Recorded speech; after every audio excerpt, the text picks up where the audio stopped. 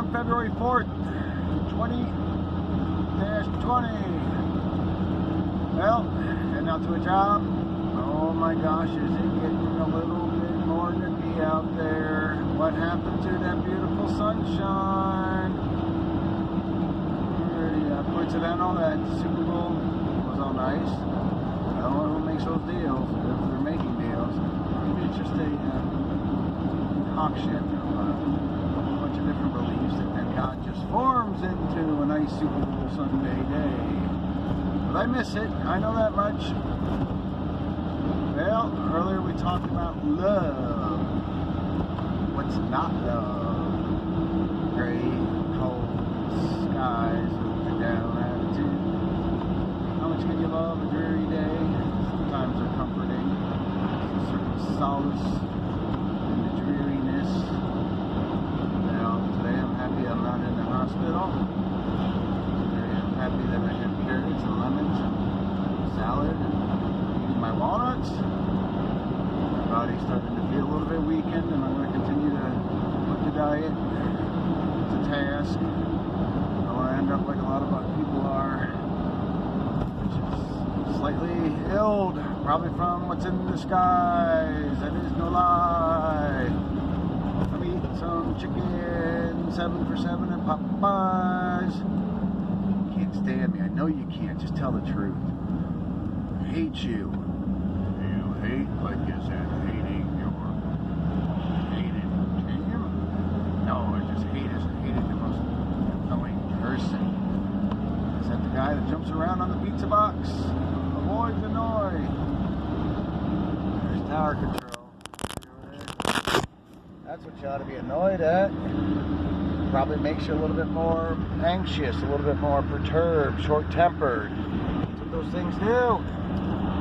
That way, if they keep people's emotions on edge, they'll be able to control you a little bit more. And we don't have a normal exchange pattern in our relationships. Because so many would have already like go out dancing around on eggshells. Because the machine is telling you to get a little bit more upset. It's part of the price we pay for being in the world that we're in. And yeah, some of it's normal, natural, organic, and some of it is fabricated. The contention is always seemingly more so for me as the concocted, originated by mankind's technology. That's the one that irritates me. We already have enough with our normal having to get together and, along with one another. But when they put in the other stuff, that kind of puts it to the overload. So let's not overload any longer. Love isn't raiding through different countries or the big businessman at the suit and his briefcase looking to get a little bit more overly stuffed. That's not love. Love's not holding on to some sort of idea about a region of the world that might not be accurate to a honest, objective perspective. Love of your country is love and the honor of truth about what your country has done right and what it's done wrong. An honor to readjust where needed and necessary. I don't think we've ever made up for the sins of the Vietnam War. We certainly haven't made up for any of the sins of our Middle Eastern wars.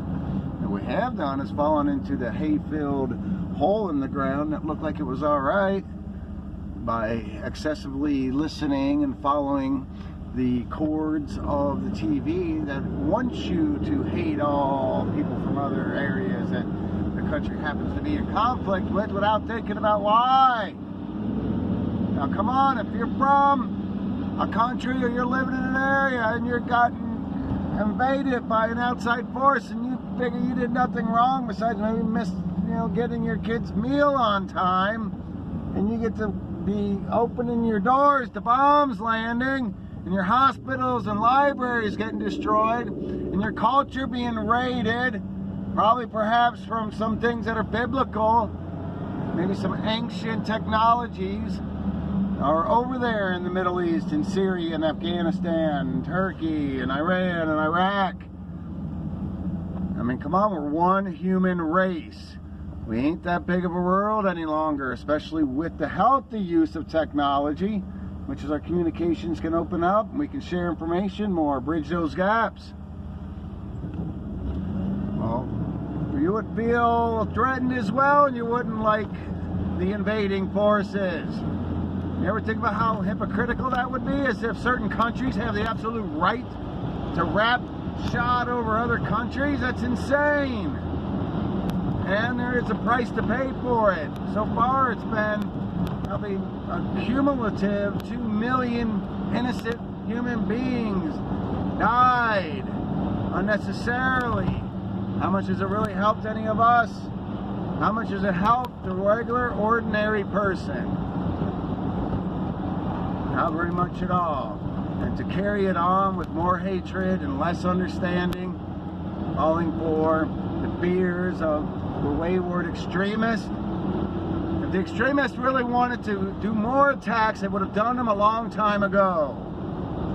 Meanwhile, we got people dying in hospitals regularly due to a malpractice issue with the amount of drugs prescribed.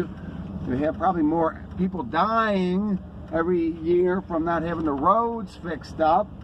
More people passing away because of the excessive lack of oversight upon our quality of food. But we're going to just be mad because we watch Fox News.